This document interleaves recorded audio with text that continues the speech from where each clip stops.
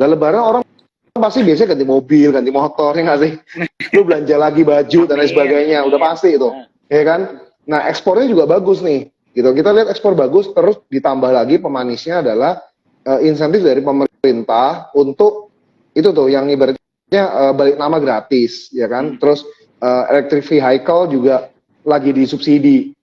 Mungkin itu akan bisa ngebus pembelanjaan gitu kan, demand gitu kan. Nah cuma saya pribadi, saya lebih condong konservatif, jadi masuknya di suku cadangnya gitu kan. Karena suku cadang itu ibaratnya lu rakit motor kebeli nggak kebeli ya suku cadang tetap pakai gitu kan. Betul. Nah aku lihat nih, wah terus harganya juga lagi apa namanya masih jauh lah dari targetnya gitu kan. Kayak dari fair value-nya gitu kan. Oh ya udah ini menarik. Terus trennya juga naik. Nah kayak gitu. Jadi mungkin otomotif teman-teman bisa liatin otomotif. Terus kalau misalnya teman-teman masih suka dengan ibaratnya apa ya kayak corporate action itu juga banyak nih. Teman-teman bisa lihat corporate action kayak misalnya yang dalam waktu dekat ya itu yang berhubungan dengan MDKA dan juga Saratoga. Ya kan IPO-nya MBM, which is itu IPO besar juga loh itu. Iya. Betul. Gitu. Nah biasanya kalau IPO saya lihat nggak hanya untuk kayak misalnya oh ini size-nya besar terus ya kita hitung valuation ya itu juga boleh pendekatan valuation juga boleh. Tapi kita lihat dia IPO-nya buat apa, gitu. Nah ini aku bocorin dikit ya. Salah satu fungsi IPO-nya MBM itu nanti dia akan bayar ke MDKA, lunasin utang ke MDKA, which is MDKA dapat cash. Balik lagi real money-nya tuh di situ. Jadi itu bisa dilihat teman-teman. Gitu. Kalau wah MDKA koreksi, ya udah ya justru kesempatan masuk dong. Wah ini kita dapat ini ya teman-teman ya dapat apa ya dapat insight nih dari Ko Alex nih ya untuk bisa teman-teman perhatikan atau udah mulai pantau nih dari sekarang nih ya. Wah thank you banget bro ya. Ini kita lanjut nih ada beberapa baik banget nih pertanyaan aku harus scroll ke atas. Mungkin ini dulu deh satu nanya nih Kusuma. Harum mau kemana kok katanya? Harum itu murahan apa murahan? Harum itu murah apa murahan katanya? Jadi kalau Harum itu bentar dia udah keluar laporan keuangan ya? Dia kalau secara yang kemarin-kemarin tuh kontribusi nikelnya masih kurang kalau saya lihat. Dia masih banyak kan di coal kan. Jadi makanya pengaruh banget nih harga coalnya kan. Cuma kalau misalnya laporan keuangannya, nah kita mesti lihat laporan keuangan terkininya ya coba. Saya udah agak lama nggak perhatiin. Nah kalau dilihat gini kan Q&Q-nya memang apa namanya agak turun gitu kan. Ya balik lagi karena masih banyak kontribusi coal-nya. Cuma kalau dibilang bagus sih bagus-bagus aja. Cuma entry-nya nih kemarin tuh bagus banget tuh waktu 1400 ke bawah nggak salah sempat kan. Itu bagus banget tuh. Yang waktu drop semua itu bagus banget sebenarnya. Jadi kita lihat fair value-nya oh di situ tuh kebanyakan di situ ya udah kita masuk aja. Tapi Harum tuh bagus sih karena dia debt-nya juga kecil gitu. Salah satu perusahaannya bagus itu Harum. I see. Oke. Kita lanjut lagi nih bro ya. Nah ini gue mau masukin nih. Sebenarnya ini punya gue nih. Gue mau nanya dari view dari lu nih. Kalau Cevin gimana bro? Clipper Finance. Cevin Finance ya. Waduh, itu aku belum pernah lihat sih. Kalau misalnya mau lihat dari fundamental valuasinya, terus kalau gue sih ngeliat juga ya, maksudnya yang pegang sahamnya kan ada the one and only Lo Keng Hong nih 5%. Jadi mungkin Iya. Oke, kalau lihat ini jujur aku belum pernah cek ya untuk ini Cevin. Cuma ini tadi sekilas aja ya.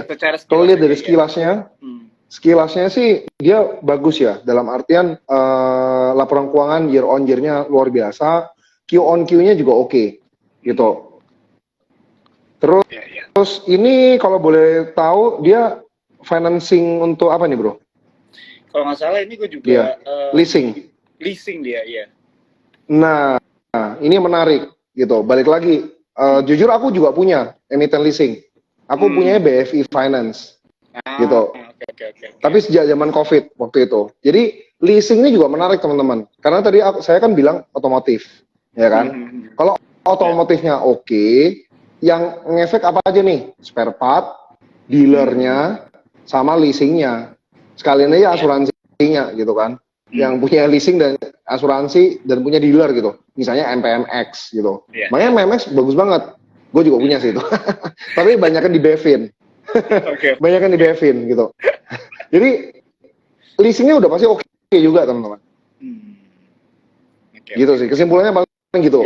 Nah, cuma ya entry-nya balik lagi. Kita pendekatan technical analysis kan. Super resistannya. Iya.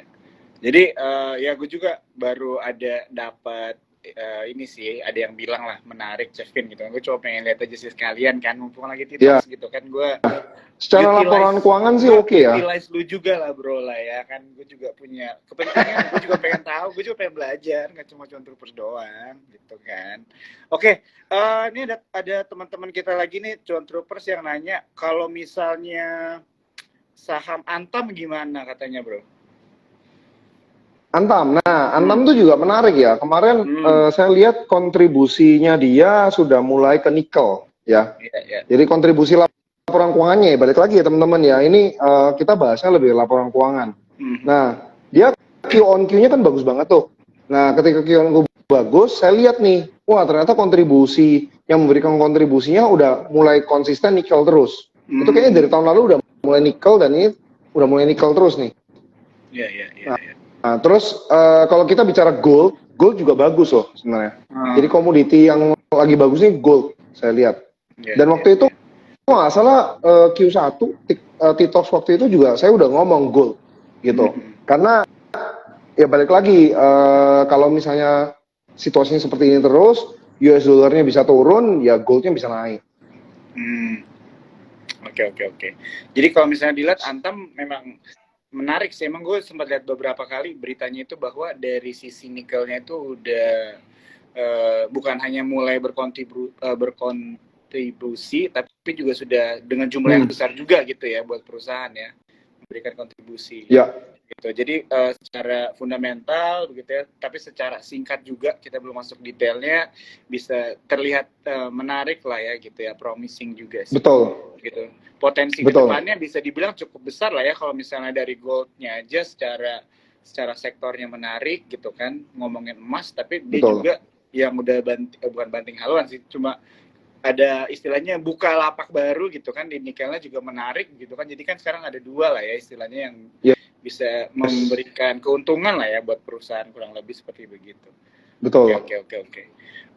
Ini ada yang nanya kalau misalnya PTBA gimana nih bro? PTBA ya, PTBA sih ya dia menariknya balik lagi seperti yang tadi saya bilang ya, untuk komoditi terutama coal itu kalau ditanya menarik atau enggak ya saya bilang menarik secara untuk dividen.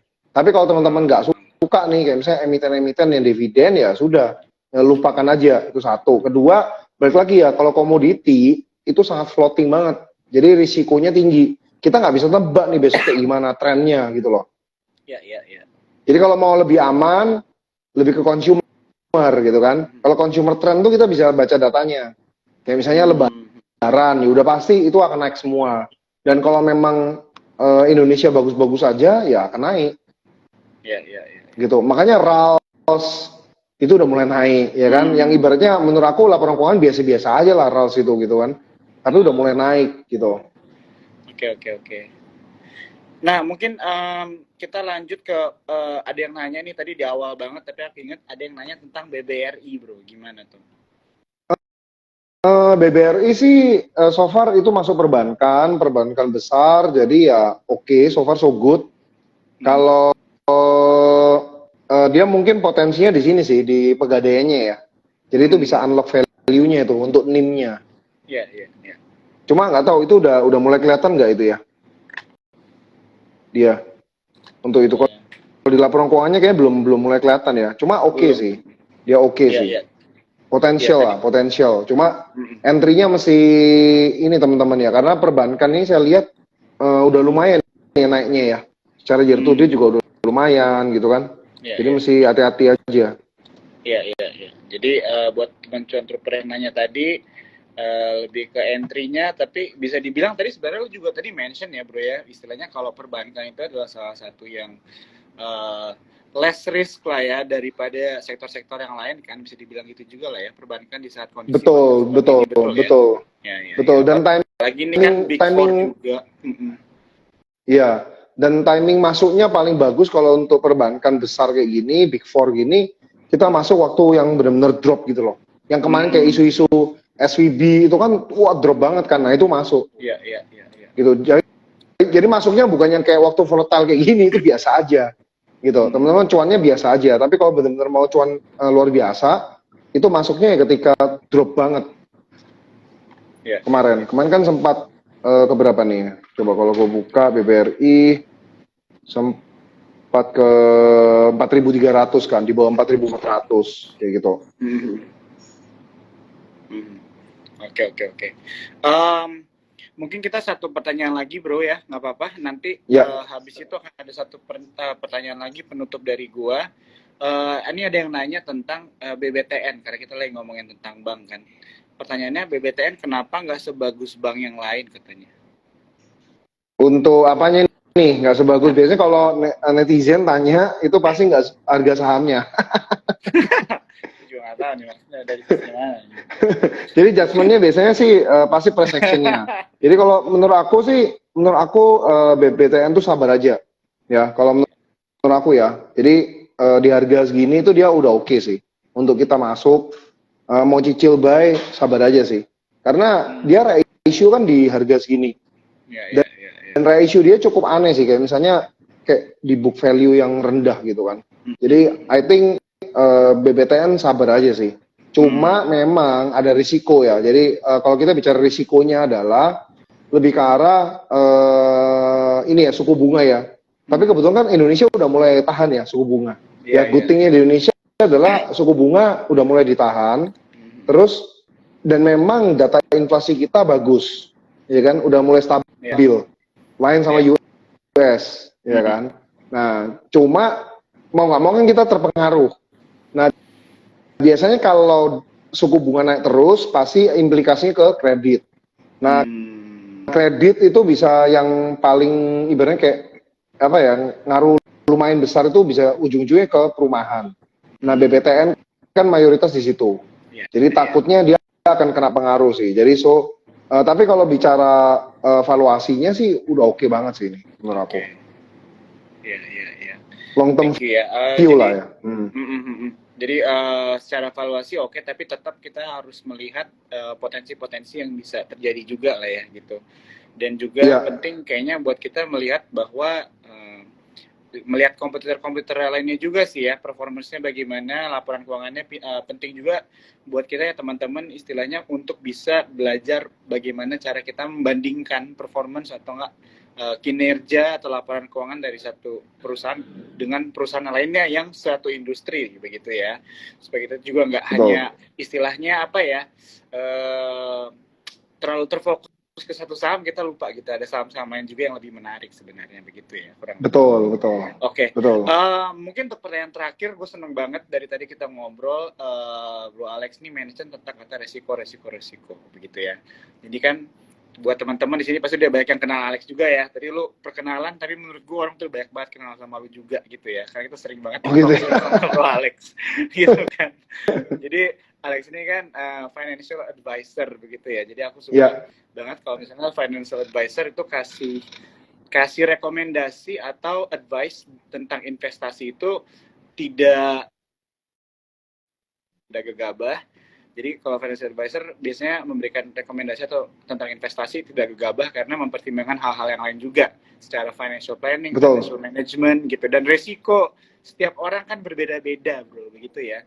Mungkin dari lu dan gua gitu kan, kita menampung resikonya mungkin cara berbeda gitu kan, duit lu lebih banyak, gua lebih sedikit gitu kan, jadi mungkin lu kalau enggak juga, kalau itu enggak betul. Jadi itu lebih banyak bro kayaknya. Jadi beda lah ya resikonya kan, lu kalau turun 2% udah langsung ini jatuh miskin gitu kan contohnya kan. Nah, jadi 2% dari berapa lu? Jadi mungkin pertanyaan dari gua, mungkin ada nggak kira-kira pesan-pesan buat lo, dari lo buat teman-teman Cuan Troopers yang malam hari ini lagi nonton, uh, mungkin ada advice buat mereka mungkin yang lagi pesimis gitu kan, atau nggak mungkin takut berinvestasi atau nggak tahu cara menganalisa market ini. Kira-kira ada nggak pesan-pesan singkat aja deh bro, dibikin buat teman-teman yang lagi nonton nih malam hari ini? Oke, jadi advice singkatnya kembali ke pernyataan saya yang di awal tadi, kita di zaman not easy money gitu kan. Kita lihat, kita look up ke investor-investor besar, mereka juga sangat prudent untuk mengelola keuangan mereka. So kita juga harus ngikutin mereka gitu kan. Dimana ya udah kita hati-hati aja nih, kita harus lebih bijaksana dalam hal kelola duitnya kita. Nah, kadang ada orang kayak misalnya wah agresif banget nih di saham gitu kan. Nah menurut aku justru tahun ini ada baiknya kita bagi-bagi juga nih gitu kan. Nggak hanya di saham saja aset resiko, tapi kita bagi coba kayak misalnya ke obligasi. Atau kalau misalnya kayak aduh pusing nih kayak misalnya obligasi mana yang bagus, pakai reksadana aja gitu. Ya gue promosiin juga lah reksadana Sukor tuh one of the best gitu kan. Dan gue juga pakai banyak gitu. Dan kalau nggak salah spot juga bisa beli kan, udah bisa beli kan reksadana di situ kan. Betul. Nah jadi kalian bisa pakai gitu. Jadi transaksinya udah nggak manual lagi. Kalau gue kemarin Sukor manual gitu kan, atau pakai aplikasi di luar gitu. Nah sekarang udah pakai spot aja udah bisa gitu, semua udah bisa. Jadi kalau saya pribadi untuk megang klien saya juga infoin demikian gitu. Jadi kalau untuk dana darurat memang masukin aja ke reksadana pasar uang. Kalau misalnya untuk uang sementara dan ya bisa dibilang kayak untuk wait and see juga bisa di reksadana pasar uang juga, misalnya Sukor Money Market. Terus kemudian kalau untuk yang sedikit agresif ya kan tengah-tengah gitu, teman-teman bisa masuk obligasi yang dari pemerintah juga oke, atau mungkin beli yang punya Sukor stable fund itu oke banget, bisa 6-7% kalau nggak salah. Terus ya udah sisanya kita masukin saham gitu, either mau trading atau masukin yang fundamental gitu kan, kayak gitu. Jadi dibagi-bagi aja teman-teman. Dan di satu aplikasi udah bisa kan sekarang. Iya nggak sih? Betul. Bener nggak? Betul. Gitu kan? Betul. Ya, jadi buat teman-teman di sini kalau misalnya nggak tahu gitu ya mau beli saham apa atau mungkin belum yakin gitu ya. Tadi kan ada beberapa waktu kita ngomong sama Alex nih, istilahnya ada saham-saham yang bisa dipantau tapi belum bisa kita take action juga gitu kan, karena kita masih menunggu harganya yang pas, targetnya yang pas. Jadi mungkin kita bisa parkirin dulu uang kita di produk investasi lain tadi yang sudah di-mention ya. Kita bisa masukin ke reksadana di Sukor, tapi tidak tertutup juga ya teman-teman ya. Kalau kalian mau beli obligasi langsung, mungkin obligasi pemerintah dan sebagainya juga fair gitu ya buat teman-teman ya semua ya. Karena memang kita kalau berinvestasi itu memang harus pintar. Kapan kita harus bisa ngerti kapan kita mundur, kapan kita berdiam diri gitu, dan mulai membeli lagi lah istilahnya begitu ya. Jadi jadi gue thank you banget ya buat Bro Alex nih. Dari awal kita ngobrol sampai sekarang kita udah lumayan belajar banyak ya teman-teman ya.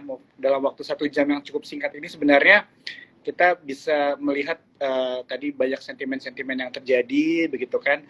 Sektor-sektor juga yang menarik, saham-saham yang menarik tadi udah dibahas juga sama Bro Alex, dan juga Bro Alex tadi udah menjawab nih beberapa pertanyaan teman-teman ya tentang saham-saham yang kalian mungkin tertarik atau mungkin kalian lagi pegang begitu kan. Dan yang terakhir adalah tadi advice dari Bro Alex untuk kita itu bisa mulai membagikan lah ya, atau diversifikasi begitu ya, atau melihat bagaimana cara kita mengatur strategi investasi kita gitu ya Bro ya. Betul.